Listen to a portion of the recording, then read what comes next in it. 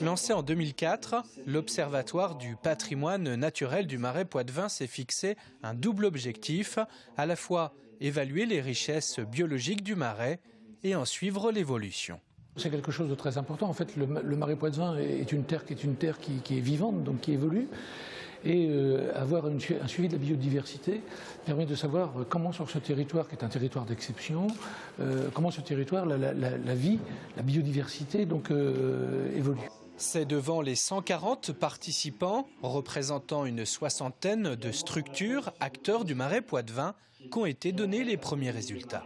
Sur les faits marquants des dernières années dans notre observatoire du patrimoine naturel, on se rend compte qu'on a une augmentation des canards en hiver sur le Marais Poitevin, qui stationnent en baie de l'Aiguillon ou dans la réserve de Saint-Denis-du-Péret ou dans l'estuaire du Lay.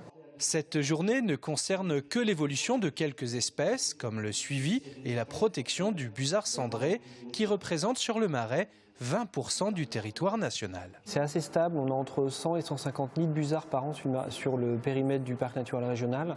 Par contre, c'est beaucoup lié aux pratiques des agriculteurs, c'est-à-dire que c'est les dates de moisson qui vont déterminer la réussite de l'envol des jeunes. Donc c'est pour ça qu'il y a un travail des associations de protection de la nature qui font des actions de protection pour favoriser l'envol des jeunes. Tout est une histoire d'harmonisation entre l'homme et la nature sur ce territoire à la biodiversité sensible où l'on note une raréfaction des poissons, grenouilles et libellules.